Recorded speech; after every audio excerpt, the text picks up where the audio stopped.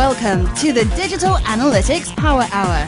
Tim, Michael, Mo, and the occasional guest discussing digital analytics issues of the day. Find them on Facebook at facebook.com/analytics hour and their website analyticshour.io. And now, the Digital Analytics Power Hour. Hi everyone, welcome to the Digital Analytics Power Hour. This is lucky episode 113. Did you know that this podcast is actually patterned after the lobby bar experience from a conference?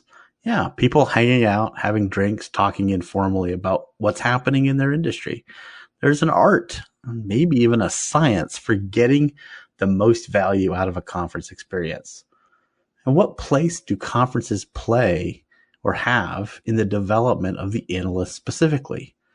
And what do you do to get your company to invest in you to attend? Or how do you speak at a conference? And if you get invited to speak, how do you prepare?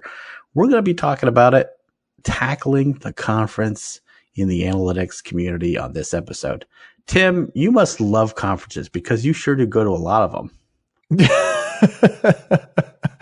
I don't know how that happened, but due to a weird thing started with my daughter, I now have like a legacy, a history of all of the conferences I've been to hanging in lanyards in the basement. And it's either interesting or depressing or both. Yeah. And Mo, you're a pretty seasoned conference attendee and speaker yourself now. I feel like I'm getting my traps, skipping the sessions that I shouldn't be skipping, that kind of thing. That's actually one of my key takeaways is, don't waste your time in the sessions. Oh, okay. Oh, shit. I'm Michael Helwig, conference attendee extraordinaire. All right, let's get going. So, yeah, it's really interesting. First, maybe let's all go back, and we don't have a guest for this episode, so we can really be ourselves, really let the hair down, so to speak, because we're so on point when we have guests, What about the first time you went to an analytics conference? Like, talk a little bit about your first experience of going to one. I can still remember my first conference, actually, because it was the first time I met Tim, the first time I met Leah, the first time I met Leah Pica, the first time I met Jim Stern. Simo Ahava was there, and I was in awe. I remember listening to all these amazing speakers, and I think the thing that I've started to notice about myself is I feel I'm getting less out of them now, but I don't necessarily think it's because I know more. I think it's just because I'm less attentive. I feel like I go to conferences now and I'm always multitasking and I'm still trying to do my job and I'm not listening properly. And I kind of think maybe that, I've been reflecting on this a bit actually, but I can remember my first one because I remember watching Leah and being like, okay, I want to figure out how to do that one day. So you basically, as a conference attender, your value score, quality score is just slowly declining over time. It's an easy trap to fall into, though. It's like, oh, another conference, right? And I think it's an urge that has to be actively resisted. Let's come back to that. Tim, what about you? What is your first conference experience in analytics? My first analytics conference experience was the Data Warehouse Institute conference. It was in San Diego. I had recently moved into a BI role and had really no idea what I was doing. So I was lucky enough that I don't know how I stumbled across it. Like, it's a major conference and it was in San Diego, and I went, and I, to this day, can point to 2 or 3 of the topics and the speakers that kind of blew me away, because I was literally just there attending just to learn. And I'm sure I went to some kind of stinker sessions, but the ones that definitely stuck, one of them, we 2 years later reached out to her and had her come in and do some consulting with the company. And I was able to make the pitch for that to happen. And that turned out to be super, super successful. So I still actually recommend that conference occasionally to people, even though I only went once and actually have never gone to a TDWI event since, but I was kind of blown away when I did go. What about you? My first conference was eMetrics. And this was back when it was still held once a year, I think, or at least in the United States, once a year in Santa Barbara. And what's funny is I didn't go to the lobby bar a single time, but I still met all these amazing people and had this incredible experience. And so for me, getting into this was about a year and a half after I got into analytics. And so that at that time, like there really wasn't much in the way of any local networking that was possible. And so you're reading blogs from people all over the country, world, and then you see them and meet them in real life, and it's just mind blowing. And you grab a plate at lunch and you end up sitting at a table with Avinash Kaushik, Shane Atchison, Jason Burby, and, all these people. Ryan Eisenberg. Yeah, he was there, I think. Yeah. And so it's just like, wow, I just got to hang out with someone whose opinion I tremendously respect as someone who has guided how I think about analytics in a certain way. Now, this was pre-Google Avinash, so he was still working on his shtick back then, but he was still pretty outstanding. But no, I mean, it's just so crazy. I mean, like I always tell people this story where I was eating breakfast. I was sitting at a table by myself, and all of a sudden this guy sits down and says, "Hey, can I join you?" And I'm like, "Sure, of course." And we start chatting. It's John Pastana, the co-founder of Omniture. And I have no idea who this guy is. And it still blows me away to this day that I actually met that guy. And I didn't even really realize at the time. And now I'm just like, man, I wish I would have known. I would have asked so many more questions. But yeah, at that conference, I ended up hanging out with Dennis Mortensen, who was trying to sell people on index tools back then. And he's still like a crazy Red Bull drinking guy who's high energy. And I was just like, yeah, tell me more. I want to know more. I was very annoying. But anyways, that was my first analytics conference. So it is really interesting to kind of reflect back on those things and kind of, I don't know, did any of you have a strategy for that conference or for conferences generally? Do you sit down and think about what am I planning to do or accomplish especially if you're just an attendee and you're not actually speaking at it? No, but I always somehow pick this happens every year at Measure Camp where you have to pick what you're going to go to. So when there's more than one track, I actually really struggle. I kind of like having one track because I don't miss the good stuff, because I'm really bad at picking sessions. And when I have a plan for what sessions I'm going to go to, it always ends up awful. And I just go to the ones that aren't great. And so I kind of feel, yeah, I'm a big fan of one track. I think it's better for me because then I feel I need to do less planning. But I don't plan to schmooze with people or anything. It just, I guess it kind of happens. Yeah, that's interesting. So I definitely make a plan ahead of time of how many people I'm going to try to introduce myself to, because I'm introverted. And so I literally would not introduce myself to anyone unless I planned in advance to do it. And I'm pretty sure I've come off as pretty awkward a time or two.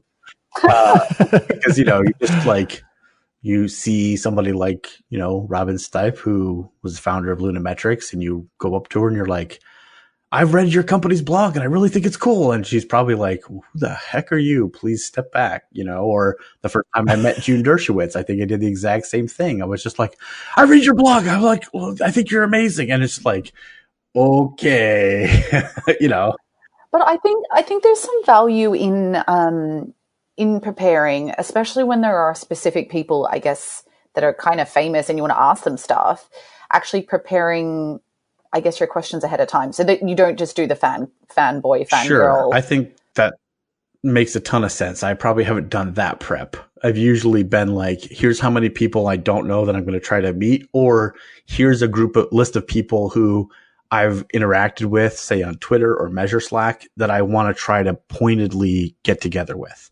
So just recently at Adobe Summit, I had Till Butner, who's on the Measure Slack, as well as Tier Analysis Rex, who does a cool Twitter account with dinosaurs. And I wanted to meet both of those guys, and I did. And I was super stoked because I was like, yeah, I could check off my who I wanted to meet list. And I wanted to meet Jen Lasser, who I had not met before too. So those are my main people. Well, I feel like there's definitely meeting people, but then you're kind of limiting yourself to the people who are in whatever small size of a universe are kind of known entities. I still to this day struggle with the conferences will try to set themselves up where they're just like too few tables. So you kind of have to crowd around something. And the idea is this is going to force you to talk to people. I have yet to figure out what the right opening line, like I stress about that. If I can get through the first little exchange, then we wind up with all sorts of kind of interesting discussions. Although if it's somewhere like some massive show like Summit, there's a really good chance you're going to sit down and you're not going to be talking to an analytics person. And that's not a great example because it's like so many people who don't even do what you do there. Right. If it's a more local event, a more focused event, I mean, everybody wants to, it's kind of like the person you race through the line so you can be the first one at a table so somebody else has to walk up. Although I did have the experience at Summit where. Sorry, wait, you actually do that? You race to be at the front of the line so that you get to sit down first and then people need to awkwardly come up to you? Well, Tim doesn't have this problem now because people just recognize him. And of course, he just surrounded by. No, at Summit, I kind of walked and there was like, okay, I could get a table by myself, which one time I really needed to because I had to really get in and out quick. Or I'm like, okay, there's a table with only one person and they're kind of looking at their phone. And so I go up, I'm like, I'm going to do this. I'm going to sit down. And I was like, hey, is there room at this table? Which of course there is.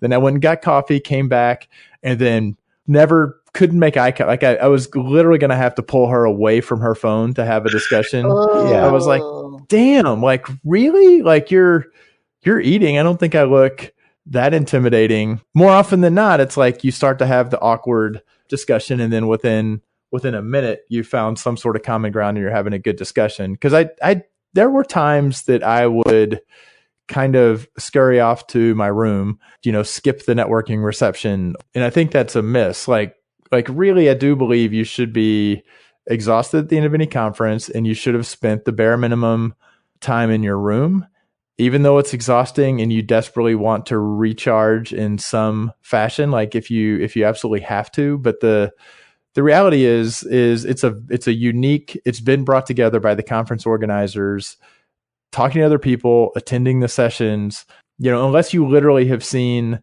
the speaker present on that topic before and it's one track, or you have seen two of the speakers and literally the third topic just is clearly not in your wheelhouse. It's very tempting to say, I'm going to hang out and chat with this person I know, or take this opportunity to walk around and clear my head. But I think it is so hard to predict which sessions are going to be good. If I had a nickel for every time that I thought, well, this isn't going to be good, but I'll sit in it anyway, and it was like the highlight of the conference, or the flip side, this session's going to be awesome, and it turns out to be a total stinker. So I think it's almost impossible to predict from the session title and description if it's actually going to be relevant and good, which means, like it or not, you kind of just need to go to everything.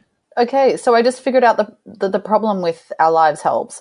So Tim is a go-to-everything person, and you and me are like, let's skip out and go get a drink. And therefore, when we're wrapping up at our conference experience, we're like, oh, I didn't see anything good.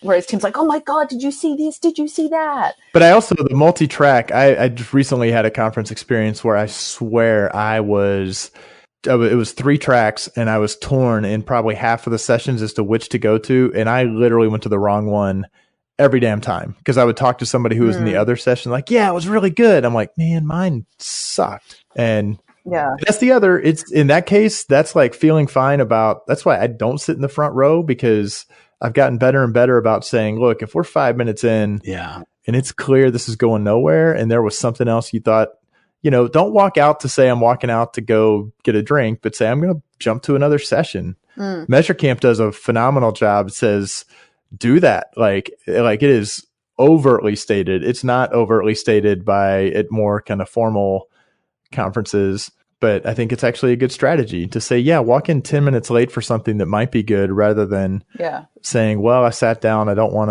to leave. Fake it. Put your phone up, act like you got a call, whatever you need to do. If you feel like the speaker's going to feel bad. I think my thing is, you've spent a lot of money to go to that conference. You should get the most out of it. And if you need to walk out of a session because it's not right and you think another session might be better, I'm I think all conferences should be a little more like Measure Camp, where that behavior is not even just accepted but promoted.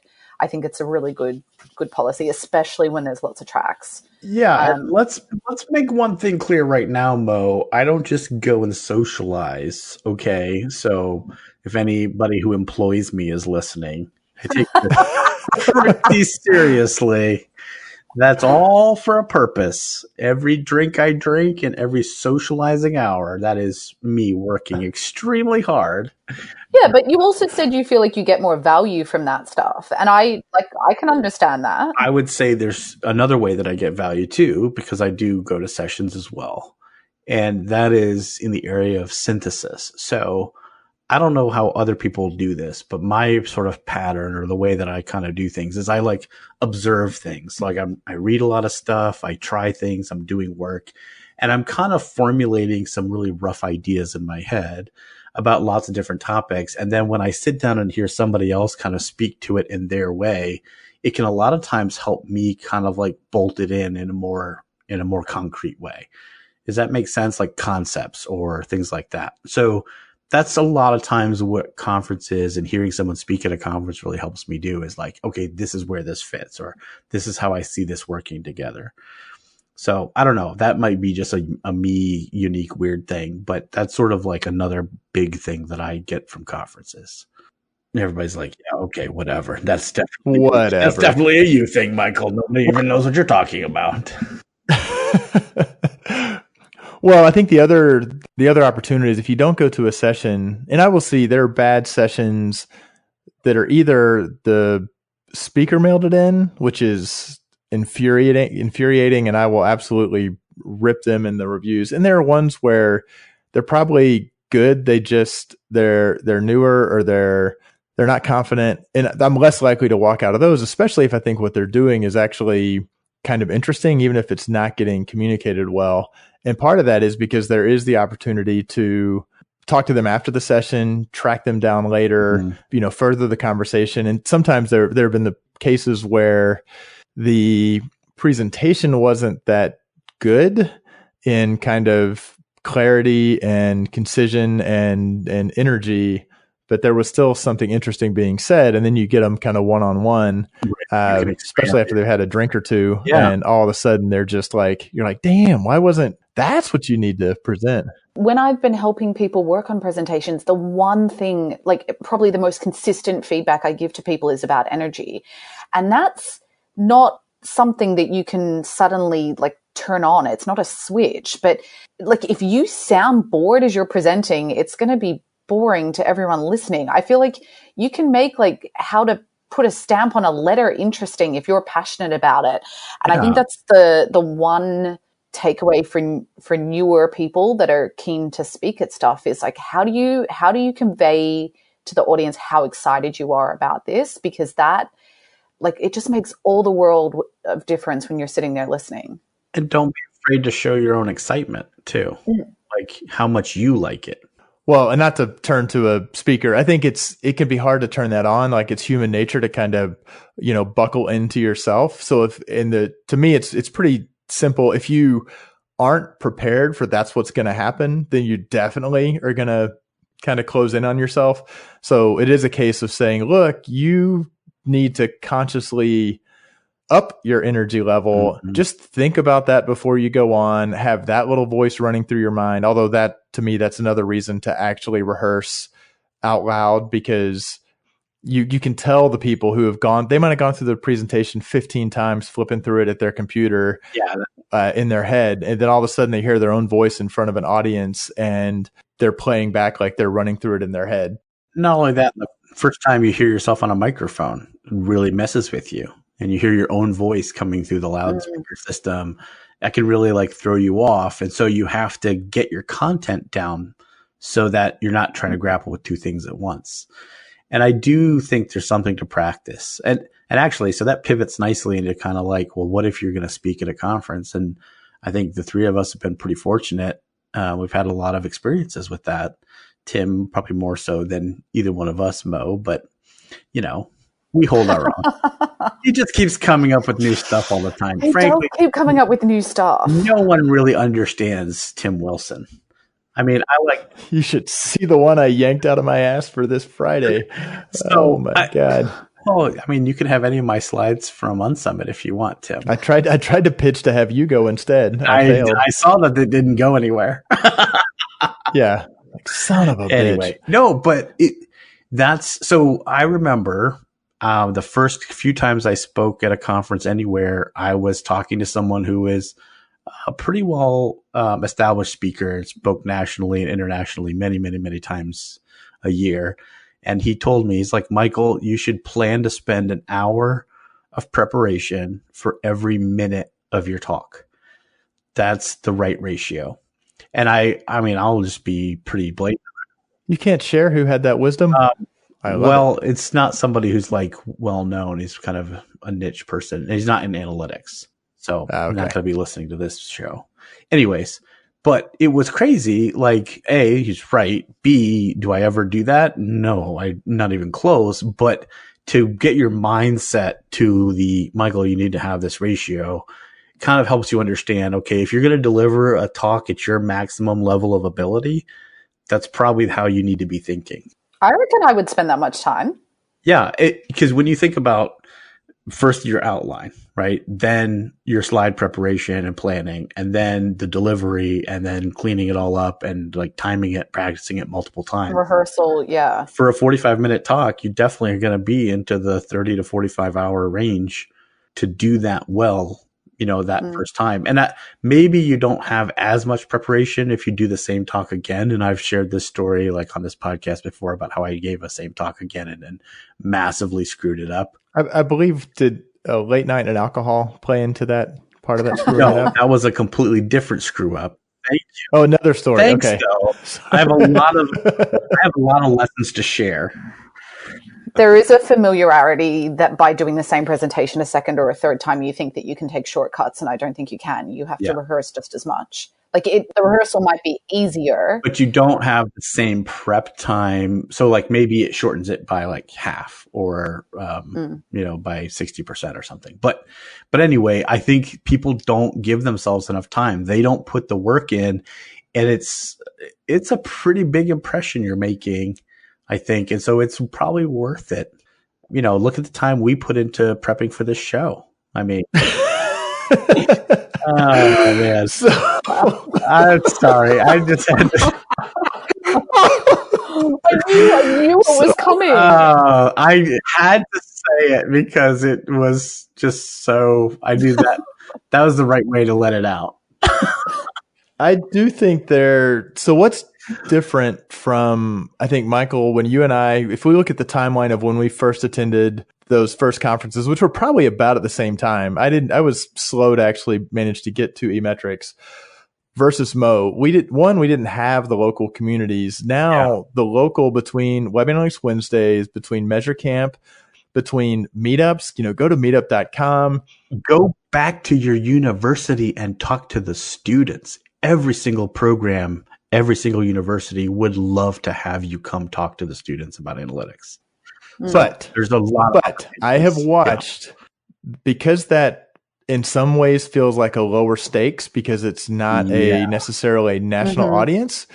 That is not an excuse to say I'm going to put lower preparation. That's infuriating me. I mean, I remember going to Accelerate, and I'd spoken a few times at eMetrics, but going to Accelerate and having a 5-minute talk, and I blew past 5 hours on that thing.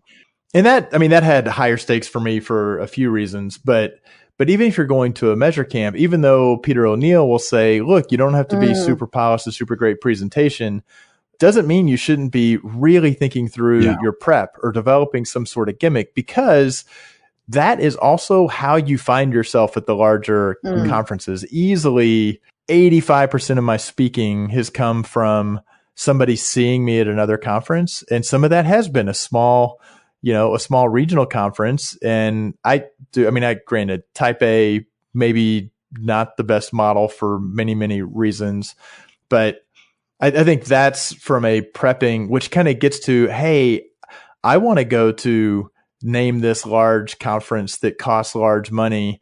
And how do I get my employer to fund me? It's like, well, if you get a speaking gig there, it's a lot easier. How do you get a speaking gig there? Well, you can kind of work backwards. You can't just say, sit back and say, I want to go. Well, what have you done in the community? What have you prepared? What have you prepped? Do you have something to say? Which also helps with pitching to the conference. If you say, I presented this at this regional thing, it went over really well, you tell that to a conference organizer, that goes a lot farther than saying, I have this general idea for a general topic. I see that all the time at Web Analytics Wednesday, and it makes me like curl up and die a little bit on the inside. And we've actually talked as a committee whether or not we need to do a better job at vetting slides, vetting talks, and even where people are new, giving them the chance to practice with someone from the committee who can give them feedback before they present, because lots of people just phone it in. They'll stand up, they smash some slides together the day of, and the audience knows, when someone hasn't prepared, and when they're not totally across it. And I 100% agree that those smaller meetups are the jumping off point now for so many things. Like I go to other small things to try and scout speakers for owls, and I talk to other people running conferences, and I recommend based on the really good content that I've seen at some of the like small meetups.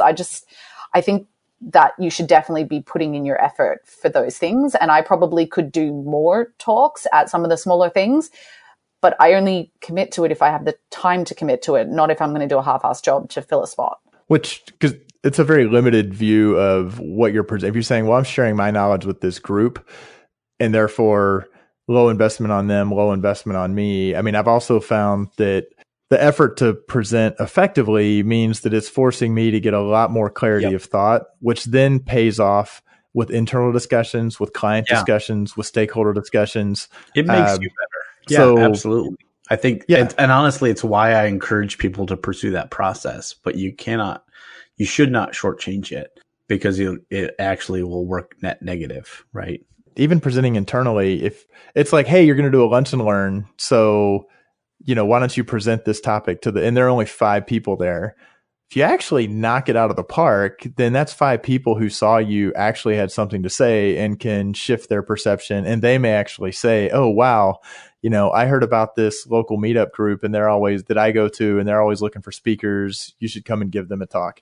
But okay, let's talk about, there are some people who speaking at a conference is not important to them, but they do want to go. And I actually agree. Well, I think that making a business case for going to a conference can actually sometimes be really hard. And sometimes even where I have gotten them approved and I come back, I'm like, was that worth it? I mean, from a practical, how much did I learn? How much did I network? Was the bang versus the buck? Or I don't know. I'm really throwing out some shocking sayings today and screwing them up. But I don't know, for people out there, is it worth it? What, to attend a conference? Yeah, because sometimes I come back and I'm like, I just really didn't get anything out of that. I've not been in the office for 2 days. I'm behind on work.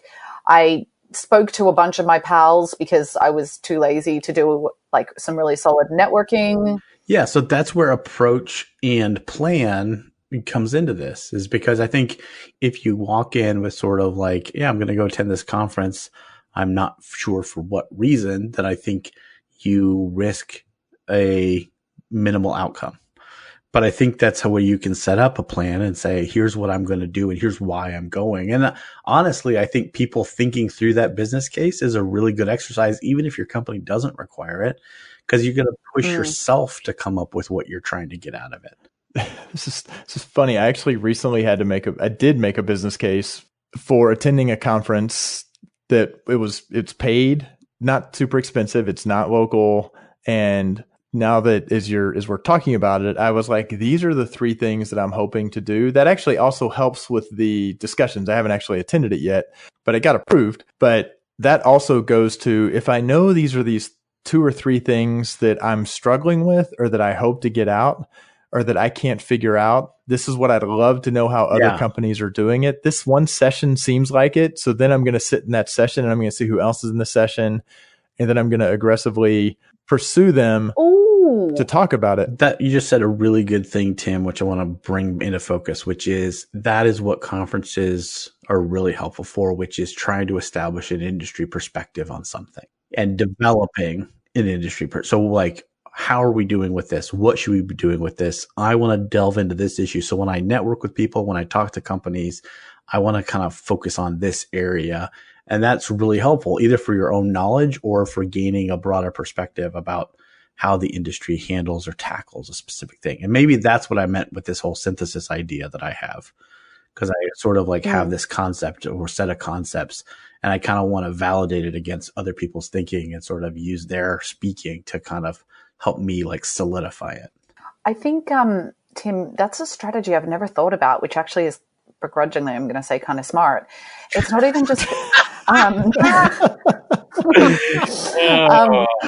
For the first time in the Power Hour's history, we got to hand Tim some credit on something. I think there is a habit of someone speaks up the front, and then at the end, people want to keep talking about it, and they go to that person and they only talk to the presenter.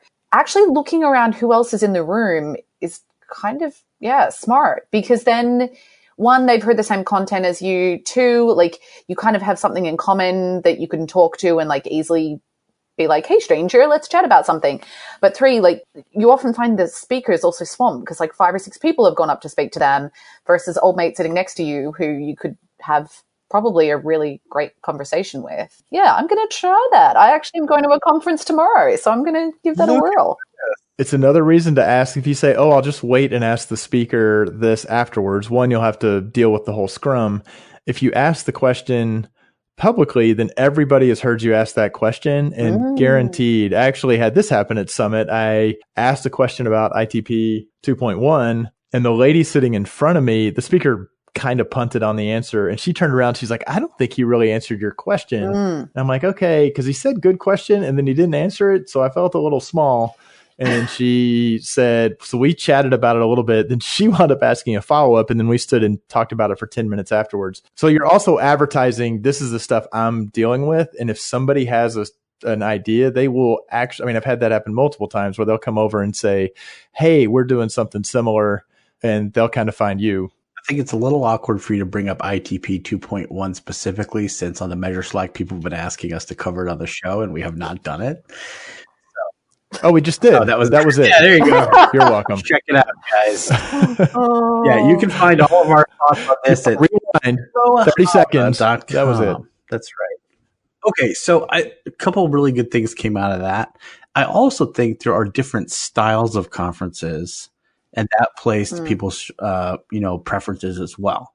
And so, like, what I've observed is, and there's a little bit of uniqueness to some of this. So there's a single track conference where everything happens all at the same time. So everyone at the conference is getting the same content. So like a good relevant model of that would be like Super Week over in Budapest every spring or every January, February.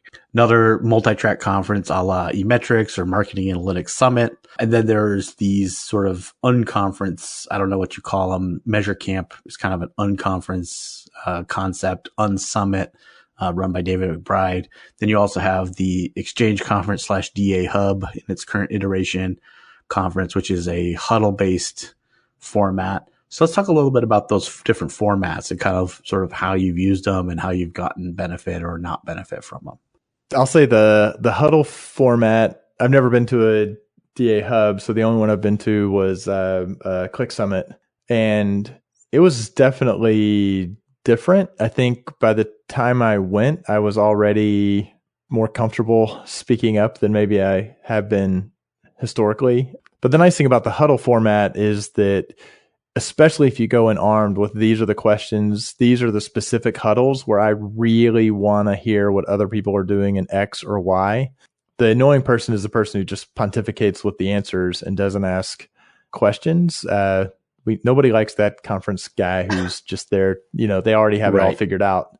It's like, why are you here? Like, if you've got it all figured out, you're just here to share your brilliance. But so I've really gone to very limited huddle formats, but I've always heard amazing things about the DA Hub.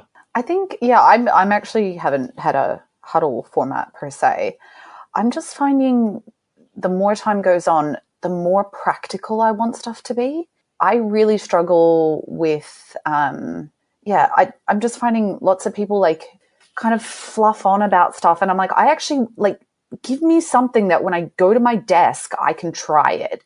Like if I walk out of a session and I have one tip or one thing I want to try or test or whatever, that to me was a really useful session, and that made it worthwhile going.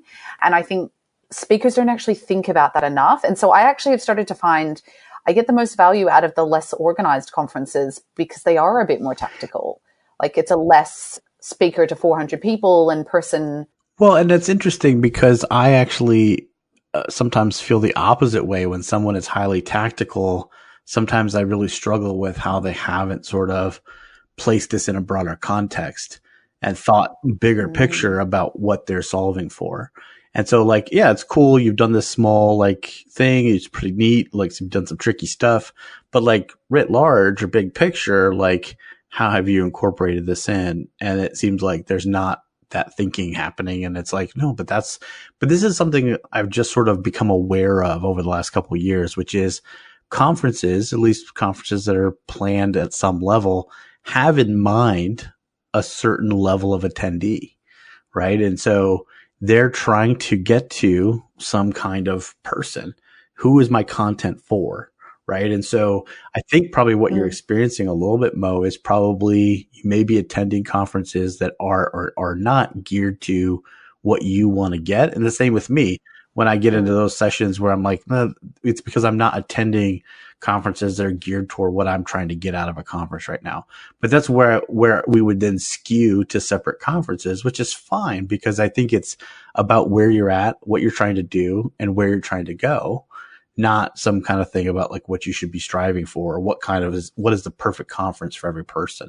So like, I really enjoy the huddle style conferences like DA Hub, but it's because I'm a highly relational person and I just enjoy seeing and interacting with people in that smaller setting. At the same time, a big potential drawback is that you may go through a few sessions or huddles where little to no valuable thought leadership is displayed, and you basically are in a group therapy session about, man, this whole aspect of our industry sucks, and there's nothing any of us have done to solve this bigger problem. And it's kind of like, well, I need another 45 minutes of that in my life. I thought that's what this podcast was for. No, I'm just kidding. But so how do you figure out whether or not it's at the right level for you? Because I actually feel like I kind of struggle with that. Again, I think our industry specifically is so young. It's pretty hard, I think, to really know. But I think that's where you try different things and don't lock in or be, I find that we're pretty judgmental also about content and conferences sometimes when in reality, it's a conference not pointed to us. And so we just have to be open to the idea that, hey, that maybe I didn't have a great experience at this conference, but maybe actually it's not for me. It's for someone else. And I can be okay with that. And then I can sort of be like, well, then what do I do in this application? And so like, I can tell you when I've been at conferences, and I know I'll be at more of them because a lot of times you may be at that conference to speak, but you want to try to find other ways to get value. So, and that may be, Mo, where you and I end up at the lobby bar hanging out with people, because then we are sharing stories and we are growing in our knowledge of how people are doing things in an informal setting. But then in the other context, also go walk and talk to the exhibitors too.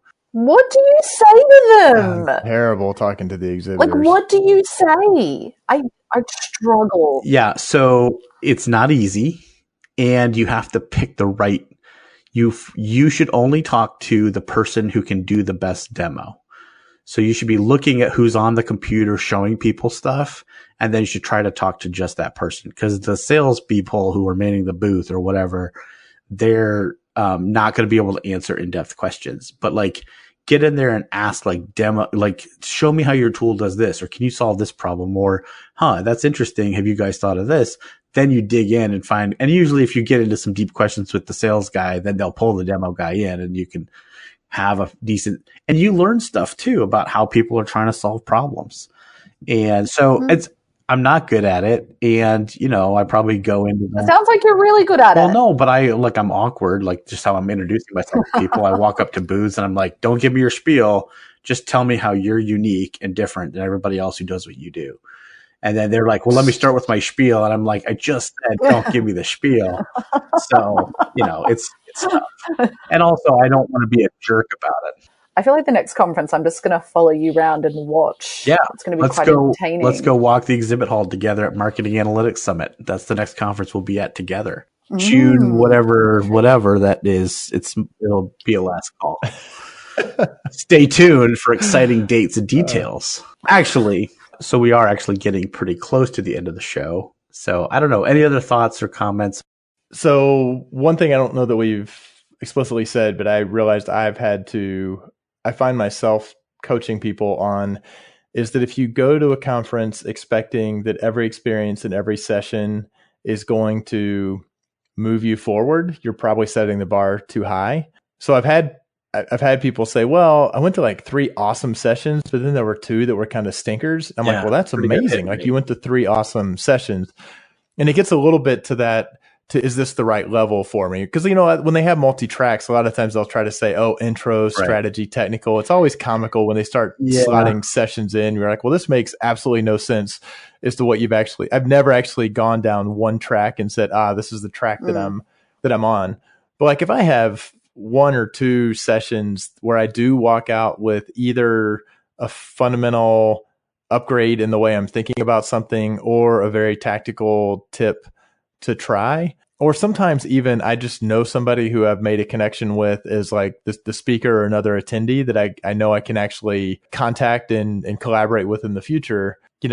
That's what it should take. So it's easy to focus on the on balance, what was great, what sucked, and there were more sucky things than great things. And I don't think that's the right calculus for a conference. I think it really should just be an absolute, how many great things did you get? Which means you have to do as much as you possibly can to try to hit those. And some of them will be uncomfortable. Some of them will be not particularly productive, but can you remember 1 or 2 things that you say that was really useful? Yeah, that's true. Yeah, I would say if I walk out of a conference with 3 to 5 really crystal things that I picked up to take away, I feel pretty good about that. Crap. So now I have to be positive about Adobe Summit because I definitely walked out with 3 to 5. Oh yeah, even though it wore me down.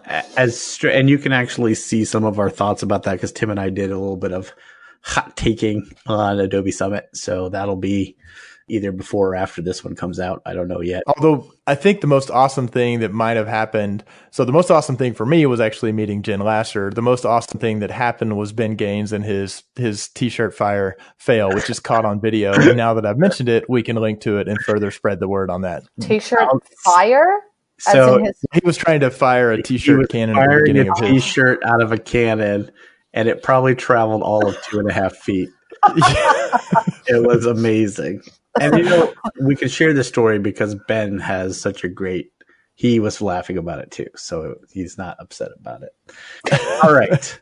Now, at the end of this conference, we always do a last call because we walk around and we want to talk about what's going on in life right now. So, Tim, why don't we start with you this time?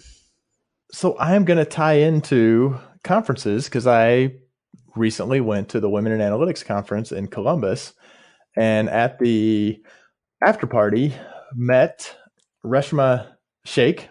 I might have butchered her name, and had a delightful chat with her. She's a statistician, data scientist out of New York, has done a lot in pharma, but she's kind of a Python person. And she mentioned that she'd written this post called "Why Women Are Flourishing in the R Community but Lagging in Python." It actually got retweeted by Hadley Wickham, so the R users will be like, "That's awesome." And she actually made an appearance on the Data Framed podcast where she talked about it. So you think this might just be one of these kind of thought pieces, but she went pretty deep into the data and she tried to do some kind of normalizing based on like the raw size of the Python community versus R. And she looked at PyLadies versus R ladies. So it's a really pretty intriguing read, both just the topic's interesting, but also she actually did a pretty kick-ass in-depth analysis about it. And she is definitely high in the list of one of those people that I met at a conference and am looking forward to staying in touch with her. And it was a pretty cool post. That's pretty cool. I definitely want to read that. What about you, Mo? Well, it's good I've got some reading material because I At the moment, all I'm doing is like finding stuff that helps me do stuff faster. So I just have some like cool little tooly things that actually my sister Michelle showed me, which are kind of changing my life. One is called Work Owner, which like organizes all your tabs. And I actually find this is especially useful when I'm trying to problem solve something. I suddenly end up with like 40 Stack Overflow tabs. And then I work out only like 2 are useful. So this kind of helps you manage all that stuff. And I'm actually finding it like weirdly helpful. And the other one, I don't know if anyone's ever seen, Michelle always posts pictures in Measure Slack when she asks for help. And she like bolds out, like blurs out the stuff that you don't need to see. And so you can only see the stuff that you can see. And I always secretly wondered how she did it.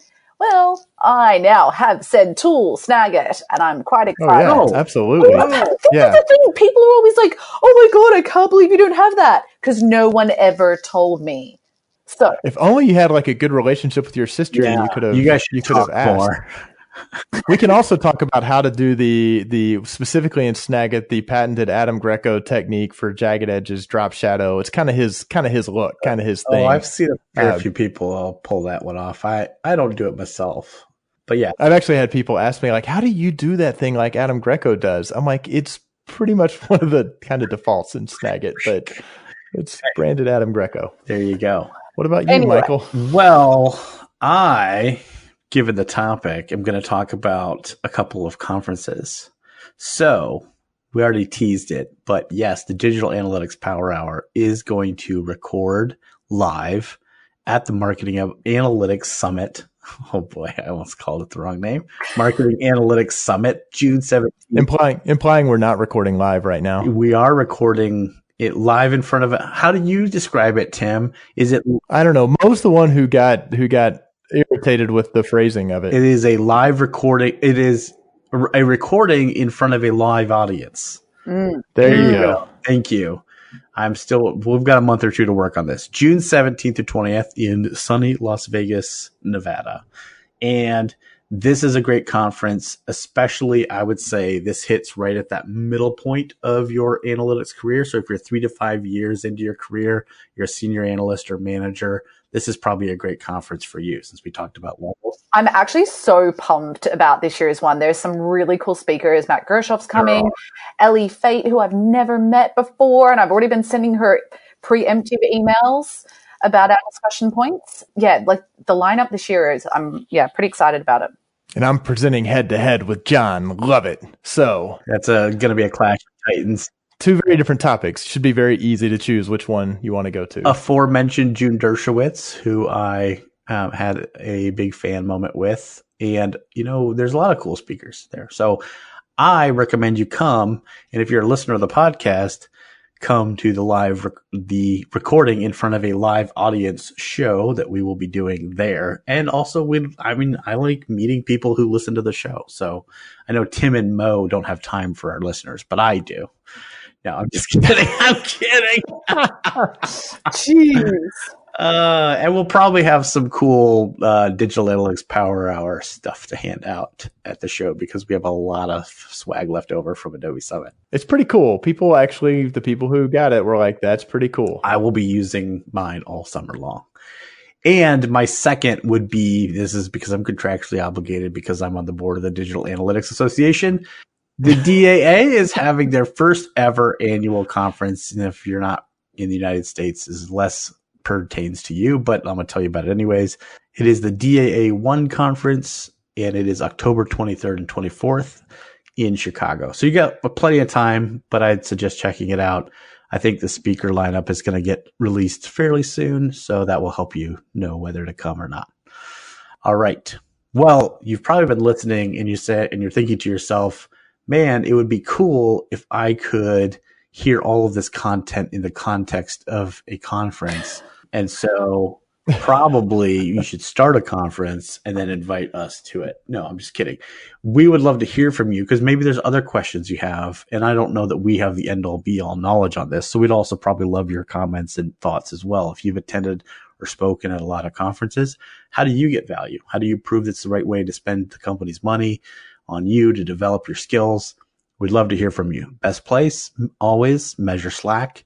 but also our Twitter account and our fancy schmancy, we don't know what to do with it yet, LinkedIn group, which is growing. And also, since I've deleted my Facebook account, you can't really talk to me on our Facebook page, but I think Tim is still there. And Mo maybe too. All right. Well, we really appreciate you listening, and we'd love to hear from you. I don't know, Mo, Tim, any last thoughts? It's weird to do this without a guest. We've had so many we haven't done. You can thank us. You can thank us for coming on, and what wonderful guests we were.